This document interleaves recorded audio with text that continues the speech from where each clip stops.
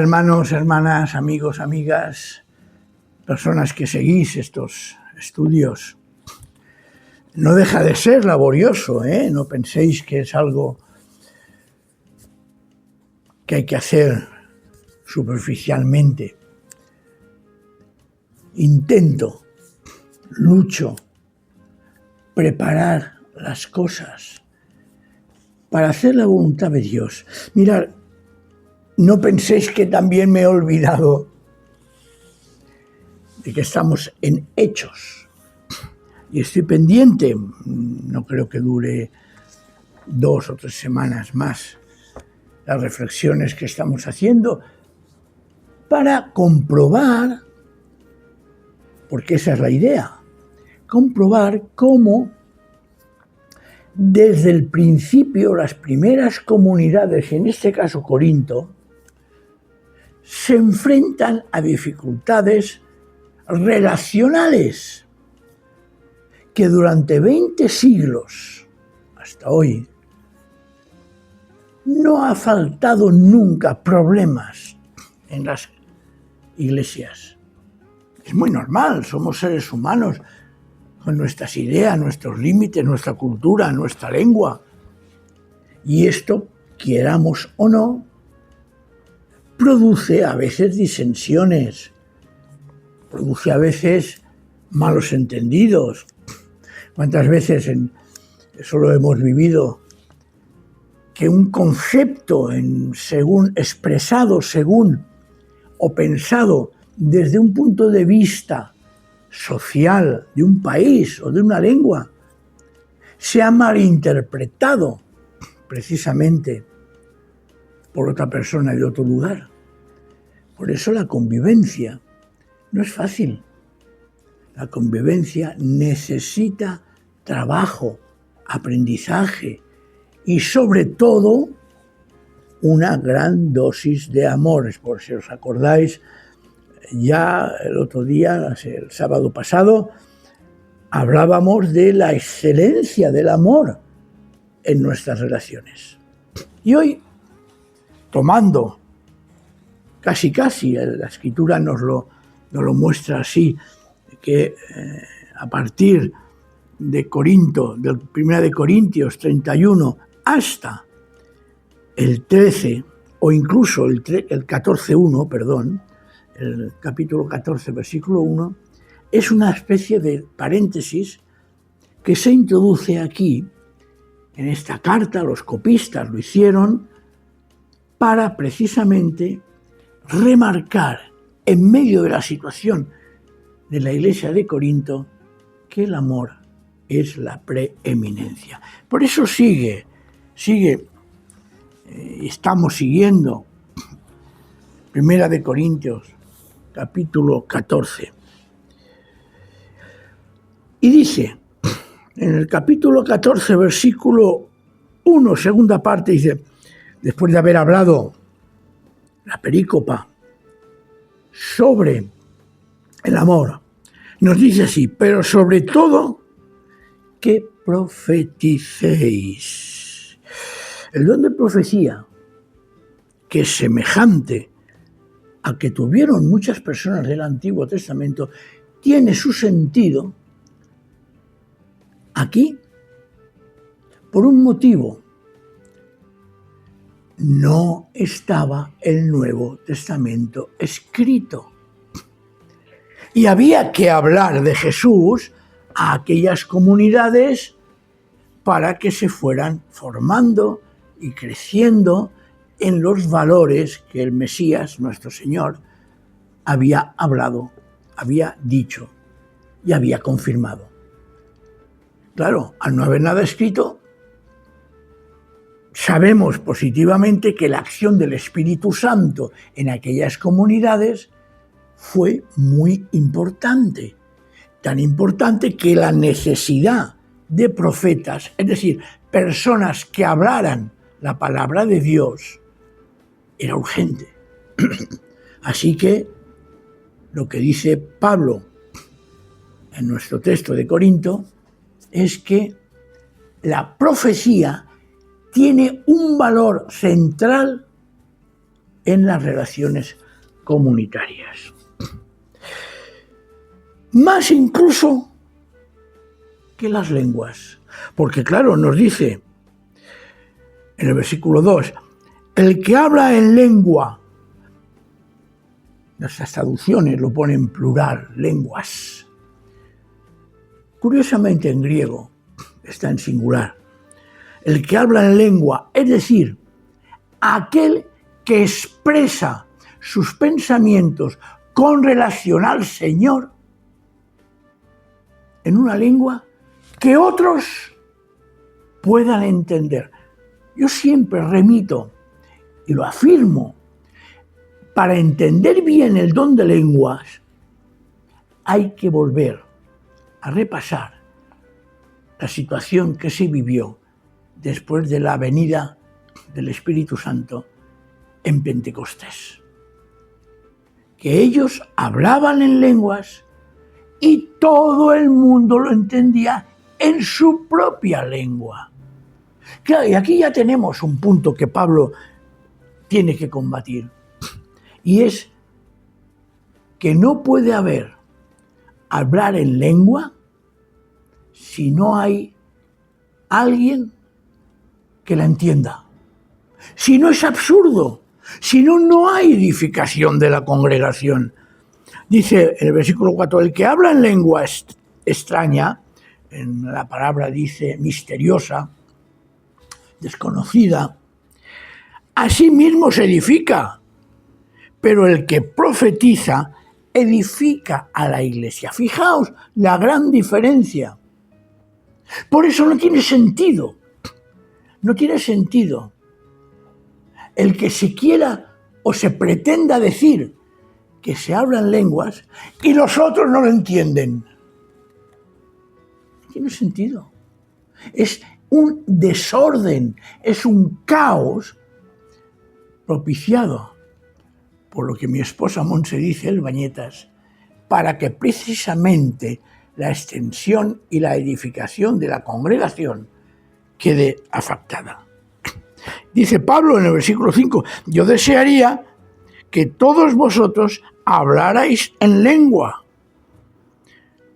pero más aún que profetizarais, porque mayor es el que profetiza que el que habla en lenguas. A no ser, dice Pablo, que las interprete para que la iglesia reciba edificación. Claro, ¿cuántas veces estamos viendo y oyendo y no hay nadie que lo traduzca porque no se puede traducir? Porque surge de un corazón enloquecido. Lo digo de verdad, de verdad. Aunque muchos y muchas puedan decir, pastor, está usted equivocado. ¿Cuántas veces nosotros nos hemos encontrado? Y a mí me ha pasado. Y alguien muy cercano de mi familia decirme, tu iglesia no tiene el espíritu porque no habla en lenguas.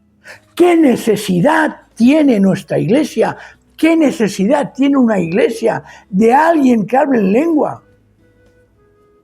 Si todos entendemos una. ¿Veis?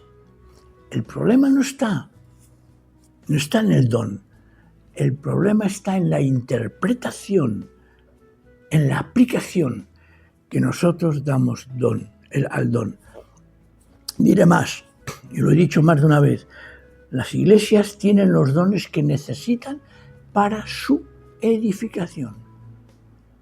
Si aparentemente les falta un don, o nosotros, o alguien con un juicio realmente enloquecido,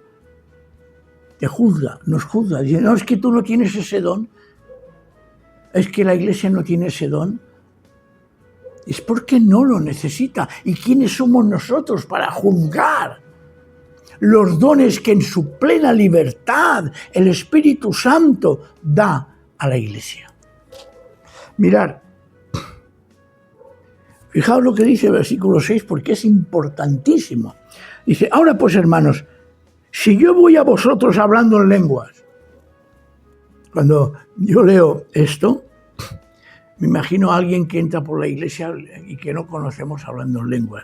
Dice, ¿qué os aprovechará si no hablo con revelación, con conocimiento, con profecía o con doctrina o con enseñanza? En otras versiones nos afirma también lo mismo, ¿no? O enseñanza, por ejemplo. En la Biblia de las Américas dice, por medio de revelación, de conocimiento o de profecía o de enseñanza. Todo lo que sucede en la iglesia tiene un fundamento que es el crecimiento. Y sigue el texto de una forma también. Ciertamente, versículo 7, las cosas inanimadas que producen sonidos, como la flauta o la cítara, si no dieran notas distintas, ¿cómo se sabría lo que se toca con la flauta o con la cítara? ¿Os dais cuenta? Yo no quiero. Y además me opongo a alguien que pretenda hablar en lenguas y no se entienda lo que dice. Y si la trompeta, dice el versículo 8, diera un sonido incierto, ¿quién se prepararía para la batalla? Si el hablar en lengua no tiene sentido, ¿qué edificación recibimos? Sigue tal. Y en el versículo 10 dice, tantas clases de idiomas hay. Fijaos cómo el concepto vuelve a los idiomas de este mundo. ¿Acordáis? Si yo hablase en lenguas humanas o angélicas. A ver, cuando habla de angélicas, no está afirmando que haya lenguas angélicas. Pablo tampoco conocía todas las lenguas humanas. Y sin embargo dice, si yo hablase en lenguas humanas, no conocía. Por lo tanto, no podemos interpretar de que existen lenguas angélicas. Que sí las hay, son para los ángeles, no para nosotros. Dice, tantas clases de idiomas hay seguramente en el mundo y ninguno de ellos carece de significado. Pero si yo ignoro el significado de las palabras, seré como un extranjero para el que habla y el que habla será como un extranjero para mí. Pues si yo no sé el significado de las palabras, seré para el que habla un extranjero y el que habla será, repito, un extranjero para mí. Más claro el agua, hermanos y hermanas, más claro el agua. Por eso Pablo tiene que intervenir y tiene que hablar y tiene que decir, cuidado con el don de lengua. Y como ya dije en algún vídeo anterior, Corinto tenía ese problema. Era un puerto de mar. Seguramente la comunidad aquella que había en aquel momento, o por curiosidad, o por algo que llamaba la atención, acudían personas que tenían diferentes lenguas y se formaba lo que se formaba, un caos. Por eso Pablo tiene que decir, no, lo esencial es hablar palabra de Dios. Lo esencial es palabra de Dios. Es tan importante el tema que Pablo, vamos a saltar unos cuantos pasajes, unos cuantos versículos, es tan importante el tema que Pablo tiene que argumentar lo siguiente. En el versículo 20 dice, hermanos, no seáis niños en el modo de pensar. No seamos tan niños como para decir, como algunos equivocadamente, y que deseo realmente se den cuenta de que están equivocados, es que si no hablas en lenguas, no eres salvo, no eres creyente. Dice, hermanos, No seáis niños en el modo de pensar, sino sed niños en cuanto a la malicia y maduros en cuanto al modo de pensar. Es curioso. Y dice en el versículo 21, en la ley, en la Torá, está escrito por hombres de lenguas extrañas y por bocas de extraños hablaré a este pueblo y ni aún así me escucharán, dice el Señor. Cuidado, cuidado, porque el Señor puede hacer lo que quiera, como quiera, cuando quiera, de la forma que a Él le parezca perfectamente, pero siempre lo va a hacer para edificación de su iglesia. Por eso, dice el 22, así que las lenguas de verdad son una señal no para los que creen, sino para los incrédulos. Pero cuidado, es de aquí afuera. Pero la profecía, es decir, el expresar la palabra del Señor, es una señal no para los incrédulos, sino para los creyentes. Nunca juzguemos una comunidad, nunca lo hagamos si habla o no habla lenguas, si tiene o no tiene aquel don, si piensa o piensa de esta manera. ¿Por qué? Porque solo lo sabe el Señor. Solo sabe el Señor lo que hay en el corazón. Y Él, a través de su Espíritu, es el que da los dones necesarios para la edificación de la Iglesia. Así que, hermanos, seamos sabios, seamos prudentes, seamos personas enraizadas en las Escrituras para no dejarnos engañar. Tengamos cuidado, afiancémonos en que cuando el Señor hace algo por una comunidad, lo hace para la edificación, nunca para que haya una división. Fijaos, y la prueba está aquí, y lo voy a leer, y con esto acabo hoy. Por tanto, si toda la iglesia se reúne y todos hablan en lenguas, y entran algunos sin ese don o incrédulos, no dirán que estáis locos, es verdad, como aquí en catalán dicen que imbatiburoll, ¿no? Es decir, que jaleo se arma, todo el mundo hablando así, vociferando en lenguas.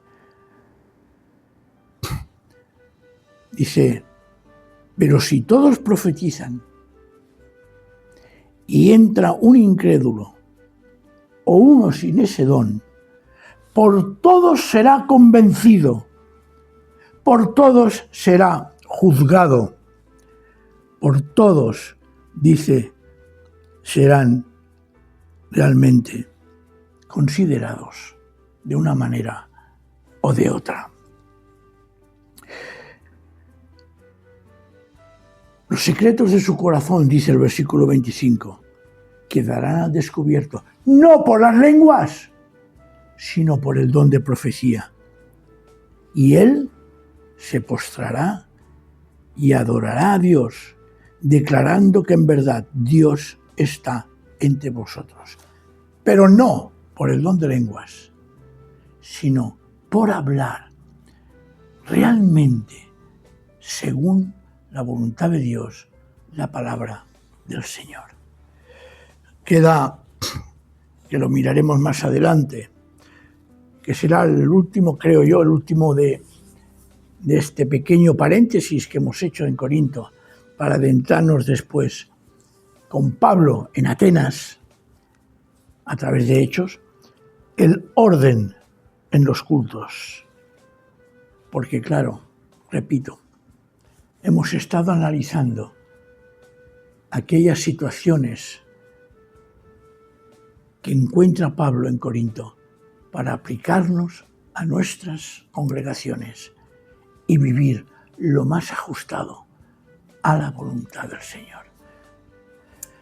Quiero el Señor que esa reflexión de hoy nos haya ayudado a tener ideas claras sobre lo que es el don de lengua y lo que es realmente el don de profecía. Y no olvidemos que es para Pablo mucho más importante, muchísimo más importante, el don de profecía, es decir, hablar la palabra del Señor para edificarnos, que no el don que se llama de lenguas. Am Israel Jai. Sigamos orando por la paz en Israel y que recordemos que quien bendiga a Israel será bendecido y quien maldiga a Israel será maldecido. Amén.